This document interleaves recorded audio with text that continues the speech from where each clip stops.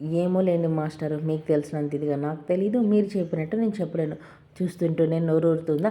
అవును, మీలో ఎంతమంది చికెన్ అంటే ఇష్టమండి? అరే చికెన్ లేకపోతే చచ్చిపోతావురా దేవుడా అని అనుకునే వాళ్ళు కామెంట్ చేయండి ఒకసారి.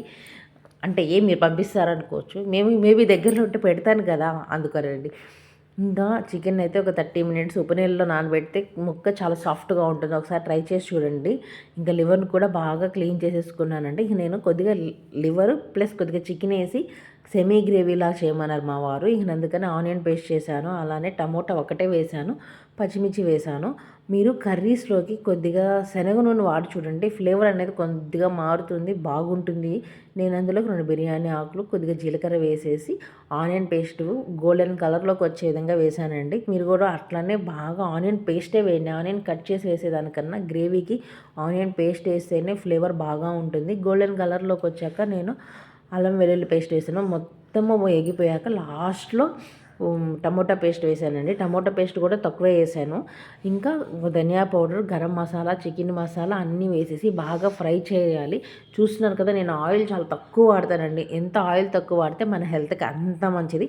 టేస్ట్ ఆయిల్ వేస్తేనే వస్తుంది, కానీ హెల్త్ కూడా ఆయిల్తోనే పోతుంది.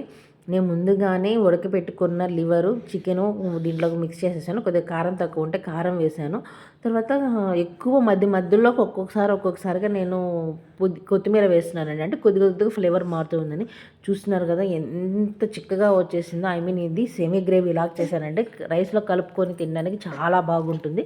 ఇంకా కొద్దిగా చికెన్ 65 చేద్దామని చెప్పి కొద్దిగా కార్న్ ఫ్లవరు, పెరుగు, అల్లం వెల్లుల్లి పేస్టు, కారపొడి, అలానే పుదీనా, కొత్తిమీర ఇంకన్నీ ఉంటాయి కదండి. అసలు నేను మెయిన్ లాస్ట్లో మర్చిపోయానండి, ఉప్పు లేకపోతే ఎట్లా బాగుంటుంది. ఇంక అన్నీ వేసి బాగా మిక్స్ పట్టేశాను. అదేనండి, బాగా చేతులతో బాగా కలిపేసేసి ఇంకా డీప్ ఫ్రై చేద్దామని చెప్పి ఆయిల్ అయితే పెట్టాను. తర్వాత మళ్ళీ కొద్దిగా కరివేపాకు, కొద్దిగా పచ్చిమిర్చి వేసి మళ్ళీ బాగా కలిపాను.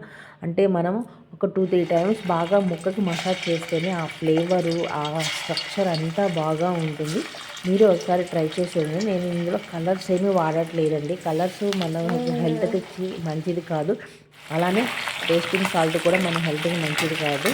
సో వాడద్దండి. మన హెల్త్ కోసం మనమే చూసుకోవాలి. ఇంకా పెరుగులోకి చిల్లీ సాసు, సోయా సాసు, టమాటా సాసు అన్నీ కలిపి పక్కన పెట్టేసుకున్నాను.